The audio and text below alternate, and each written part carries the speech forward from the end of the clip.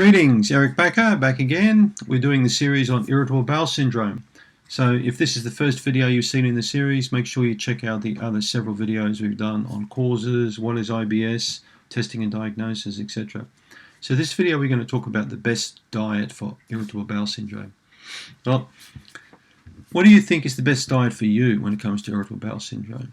What are the best foods for you to eat and the best foods for you to avoid? Well, I don't know you personally, but I'm reaching out to you through Google, Dr. Google, and I'm going to tell you that the best foods for you to avoid are the foods that aggravate you the most. And the best foods for you to consume are the ones that make you feel really good, give you good energy, allow you to sleep properly, allow you to maintain good body weight, improve gut function. Now, those foods can vary very much from person to person. I don't know what your gut function's like. I haven't assessed your gut function. I haven't seen your stool test results. So when you're watching this video and you're listening to some of the things I'm saying, this may apply to you, but it also may not apply to you, okay? So just be careful when you take any advice or listen to somebody through YouTube or read any information on a blog site that you don't take it as the gospel, okay? So, so common sense prevails, people. The most important thing you can do when you've got irritable bowel syndrome initially is to actually use your brain, okay? Use your brain. Now, what I'm meaning by that, I'm not trying to patronize or belittle you, but I'm saying if you're drinking alcohol, bloody stop it. You can't even have one glass of wine a month if you've got IBS. It's just not going to happen. Any form of sugar, any form. We're talking erythritol, sorbitol, we're talking honey, we're talking molasses, we're talking stevia, we're talking xylitol, any kind of toll, whatever toll you want, toll roads, tollways, toll anything, any kind of sugar, just stop it, okay? Because sugars are a huge bane of people with IBS. It's one of the worst things you can do. So if it tastes really sweet in the mouth, it could have a big aggravating role in your gut. Research has shown, I've just been reading some statistics here, it's incredible, 85% of people, when they took all forms of sugars out of the diet, had a massive relief of symptoms within 3 to 6 months, just by doing that one thing alone.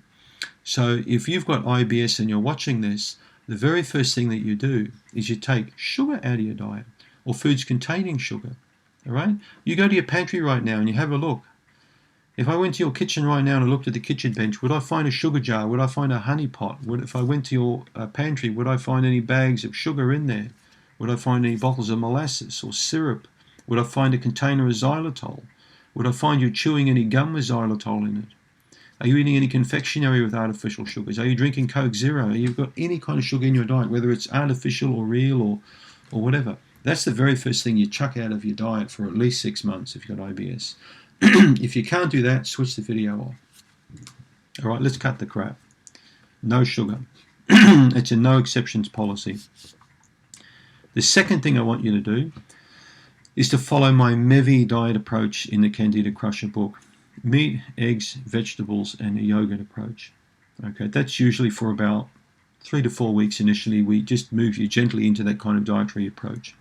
If you have any problems, take some of my Candida Restore product, enzyme probiotic. That's going to help you to break a lot of these foods down properly if you're putting some new foods into your diet or increasing some of these foods. Okay. The second thing that I want you to do after the MEVI approach is to move into the low allergy phase.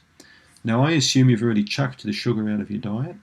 You've stopped putting sugar in any kind of food, whether it's real or artificial, or whether it's one of these new fandangled sugars like erythritol or xylitol, or, as I mentioned, those toll kind of sugars. Biff them. Now we're going to look at the low allergy approach. Now you're going to take out oranges, bananas, most fruits, which you should have already done with the no sugar. Bananas, oranges, and pineapples especially. All forms of chocolate and cacao, raw cacao, just biff all that. Get rid of that out of the diet. If you've got a serious gut problem, like very major digestive disorder, you probably would have already followed the GAPS diet or the SCD diet, one of these specific carbohydrate kind of diets already. But if it's very serious, you may also want to consider taking sweet corn out, sweet potato, pumpkin, squash. All those starchy kind of vegetables probably need to go. Many people I find will load up on one or more of these kind of things. They'll have like 2 bowls of pumpkin soup every day and they'll wonder why there's a problem. If it's a very bad gut problem, you want to stop juicing for a while too. Juicing, especially cold juices in the morning, can really stuff up the digestive system. I see too many people who jump on the juice bandwagon and feel worse rather than better. So you're better off really having some lightly cooked food in the morning, a couple of scrambled eggs perhaps. Often a protein source is better in the morning. Most people can tolerate oats, I find, if they have a small amount of oats in the morning. Breakfast is often the trickiest meal to eat, but you need to eat some kind of food in the morning. But eggs usually are well tolerated by a lot of people. So we've gone into the MEBI phase, we've gone into the low allergy phase. Okay, at this stage, your digestive system should be feeling pretty darn good. What you may have also wanted to have completed already prior to going into this is a stool test to find out what kind of pathogens you may have. Have you got bacterial imbalances? Have you got candida? Have you got parasites? What the hell's causing this constipation, diarrhea? Consider the Candida Remove product I've created, because it's a really nice product for IBS. It cleans up a lot of digestive problems in people.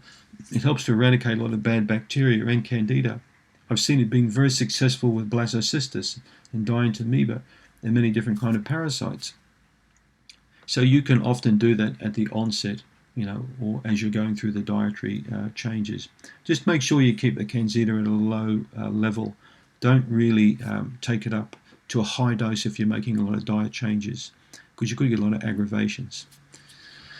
And the other thing I'd like you to explain to you, it's not just about the diet. We're going to do another video on stress in the gut a bit later on, but it's important for you to take some time out when you're making these diet changes and try and say no to people and not take on too many new projects.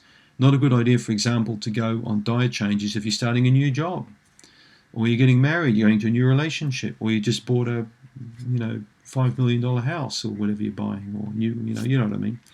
If you're taking on a new stress, it's not a good idea to take on a new diet challenge at the same time. Common sense is not so common. We'll see you in the next video. Click on the link below if you haven't got my report. Thank you.